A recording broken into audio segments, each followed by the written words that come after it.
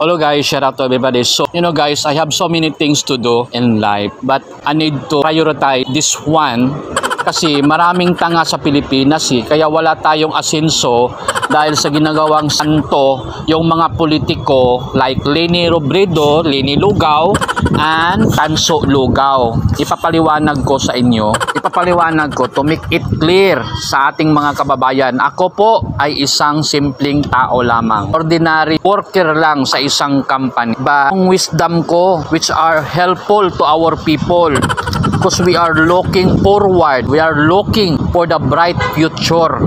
Yun ang totoo guys. Pero paano tayo aasenso kung ganitong klaseng mga politiko ang iboboto natin? Puro pagdideceive, puro pakitang tao. Yan ang galawang mga politician na yung mga old traditional politician na para lang manalo, tulong-tulong gawain sa mga budol, gawain sa mga scammer sa sukmid. Yan ang hindi po maganda. Kung mga politiko, from the start, ang mga politician na to ay walang ginawang development at maganda. Don't be hypocrite because we feel it right now. Sa sobrang mahal, lugaw na lang ang kinakain ng ating mga kababayan ngayon. Sa sobrang mahal. Hindi ninyo kailangan magpasikat pa, mamimigay. Hindi yan gawain ng isang president like Digong. Gawain yan sa mga scammer, sa mga budol na nagdideceive dito sa social media para lang maka-earn, para maka-gain ng money. That is a budol activities. Hindi yan obligasyon ng isang president. Obligasyon yan sa mga barangay chairman, sa mga assigned dyan, sa mga designated area. Napakainin ninyo lahat ng tao. Yan ang ni Digong. Ina-assign niya lahat ng mga opisyal, ang mga LGUs. Pakainin ninyo lahat ng mga tao. Ang hindi makakain, tumawag sa akin na 911 emergency hotline. Nasaan na ngayon? At provide naman yung mga sako-sakong bigas sa lahat ng area all over the Philippines. Lahat ng 42,000 barangays. Meron tayong 42,000 barangays. At huwag kang magpapakita. Yan ay pagdideceive, yung pakitang tao na mimigay sa isang barangay. Gawain yan ng mga public servant na mga inutusan ni mayor, ni barangay captain. Sino nag-utos ni mayor? Siyempre yung director. Sino nag-utos ng director? Yun ang president natin, si Digong. Bakit anong ginagawa mo dyan, Tanso? Namimigay ka sa isang barangay, pakitang tao? Hindi mo nga na-prevent yung price, hindi mo nga na-prevent yung crimes, gawain mo yan and that is your obligation, no? Kasi ikaw yung director ngayon sa agriculture. Ikaw pa yung president, ikaw pa yung director. Ang tanong, saan yung billion of money? Huwag niyong i-deceive yung tao sa pamimigay-migay sa isang barangay para lang makita ng buong bayan, mga tanga, na ikaw ay namimigay. That is not your job. Yan ang trabaho, yan ang gawain ng mga inutusan ng mga mayor, inutusan ng mga barangay chairman para mamigay sa mga designated area kung sino yung nagugutom. Ngayon, hindi mo gawain yan. Ang gawain mo, i-improve yung bansa natin at i-decrease yung mga presyo at lahat ng mga necessity needs. Bakit hindi pa rin na-decrease?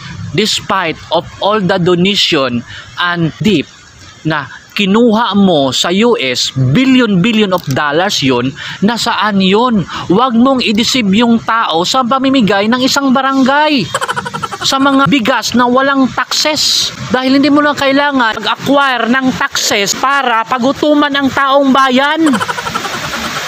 Puta, puro ka tax para magutom. Ang obligasyon mo, hindi mo pagutuman ang taong bayan. Yan ang obligasyon mo being a president. Kaya nga kumukuha ka ng pera, umuutang ka ng pera sa lahat ng mga countries ngayon na pinapasyalan mo. Nakakuha ka ng over trillion of money. Kasi nga lahat ng mga countries na pinuntahan mo, kumuha ka ng donasyon. Ang tanong, nasaan yun? Na-provide ba yun sa mga kababayan natin? Yung taxes nga natin trillion of money, hindi mo nga na-provide yun ng maayos. Hindi mo na-invest ng tama sa Pilipinas. Yung mga project natin, meron ba tayong build program? Wala. Hanggang ngayon, magdadalawang taon.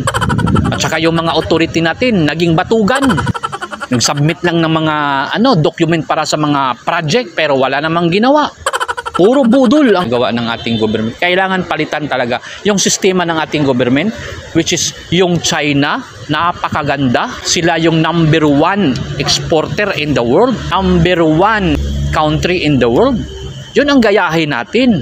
Huwag tayong utang ng utang sa Amerika at naging tuta na tayo nang dahil sa ating personal na interest na tayo yung yumaman, yung mga tao natin, hinahayaan natin, papatayin na lang sa mga Chinese kasi sa mga ginagawa nating very annoying. Mamahala na nga lang mga bilihin, wala nga tayong protection, wala nga improvement dahil sa corruption, patuloy pa rin. Papatayin pa tayo ng ating mga neighbors country dahil sa mga ginagawa nitong mga sa likod, sa mga sulsul, nang dahil lang sa pera, nang dahil lang nakautang ng billion of money, magpasulsul ka na para bombahin tayo. Ganon. Talagang makikita natin dito pinaka-worst na president ito. Kasi pakitang tao, puryagaba. Si Digong hindi na ganon Nag-utos yan ng mga LGUs, nag-utos yan ng mga designated official dyan. Kung sino mamimigay, pakainin yung lahat ng tao. Ganon yun. Hindi yung pakitang tao na mamimigay sa isang barangay. Gawain yan ng mga budol, ng mga scammers sa SOCMED. Tangina. Napaka tong hypocrite naman tong president natin. Lutang ba to? Lugaw ba to? Maganda to, hindi maganda. At meron tayong karapatan mag-complain dito dahil democratic country tayo. Kailangan palitan natin yung government natin. Yung form of government natin. Hindi tayo aasinso sa ganitong form of government. Hindi tayo aasinso. Yung form ng government sa ibang country, yung China, number 1 sila. Yun ang natin, gawin natin para maging maganda tayo at aasinso at yumaman lahat ng tao, hindi yung mga politiko.